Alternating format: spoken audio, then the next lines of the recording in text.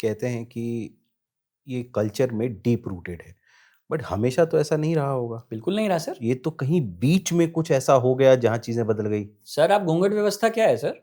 रात में विवाह होते थे क्या? हमारे सनातन में तो नहीं होते थे। दिन में शादियां होती थी, सूर्य देव की मौजूदगी में होती थी। घूंघट हुआ ही नहीं करता मुगल्स में, क्योंकि मुगल्स के टाइम पर सुंदर लड़कियों को मंडप से उठा के ले जाया करते थे, तो चोरी छुपे रात को शादियां होती थी। घूंघट में इसलिए होती थी कि भैया सुंदर लड़की है, दिखे ना, नहीं तो इसे ले जाएंगे। तो ये तो आक्रांता जो आए, उनके जो जिस तरीके से उनके अत्याचार रहे, ये तो उसका परिणाम है ना सर। सामाजिक व्यवस्था तो उसी के अकॉर्डिंग बदली है। ये तो एक तरीके का इवोल्यूशन है, इवॉल्व हुई चीजें। व्यक्ति ने अपने आप को बचाने के लिए इवॉल्व किया, समाज ने अपने आप को बचाने के लिए इवॉल्व किया। तो ये वो सब चीजें हैं। तो इसमें महिलाओं का भी तो रोल रहा होगा कि वो आज बैकस्टेज पर आ गई। सर दो चीजें हैं।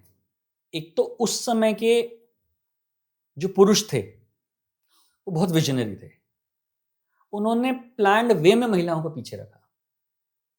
जो इसमें सबसे बड़ा गैप आया वो आया उनको एजुकेशन से दूर रखा। उनको ये समझ में आ गया उनको कि ये समझ में एजुकेट हो आ गया जाएंगी। था कि अगर ये पढ़ी लिखी रहीं तो ये हम पे राज करेंगी। नहीं तो सर ऋग्वेद में ना 36 ऋषिकाओं ने श्लोक दिए हैं। विवाह सूक्त, जिससे आज सनातन धर्म में विवाह होता है, वो सारे मंत्र वेदों के जो हैं वो सूर्य सावित्री द्वारा लिखे गए हैं। हम अपाला को नहीं भूल सकते, हम घोषा को नहीं भूल सकते, हम गार्गी मैत्री को नहीं भूल सकते।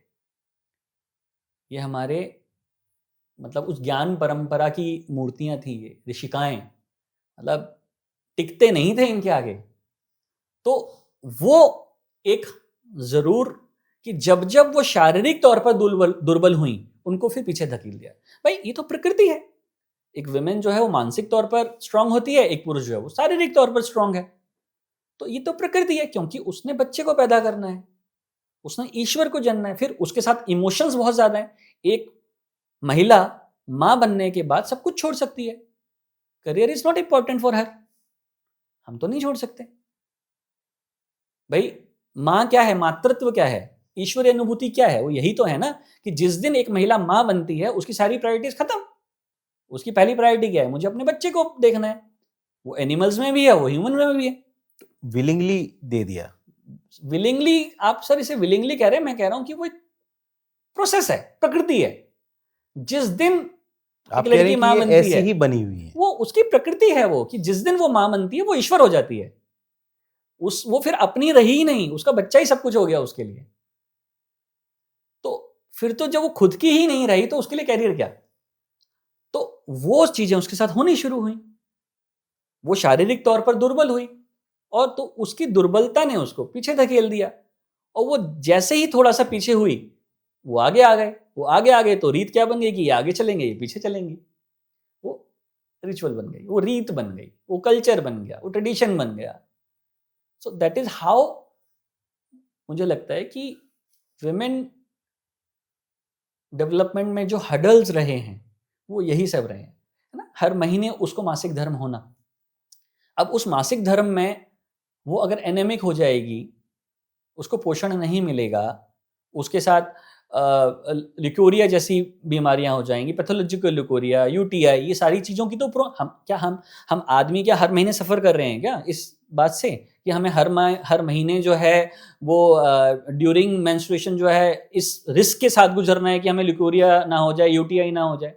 वो हर महीने लड़ रही हैं सर, हर महीने लड़ रही हैं। वो हर महीने उनका कंसर्न है इस बात को लेकर। इस चक्कर में विटामिन D3 कम हो जाएगा, B12 कम हो जाएगा। तो कहाँ है उनके पास एनर्जी लेवल? उस लेवल का पौष्टिक आहार उनको नहीं मिलता है। तो there is no comparison of man and women. हम कंपेयर कर ही नहीं सकते हैं। वो हमसे बहुत ज्यादा पावरफुल हैं, वो हमसे बहुत ज्यादा क्षमतावान हैं। वो तो आप ये मानिए कि ईश्वर ने उनको बहुत मजबूत बनाया है। शारीरिक तौर पर उनको जितना कमजोर बनाया है, मानसिक तौर पर उनको उतना ही मजबूत बनाया है।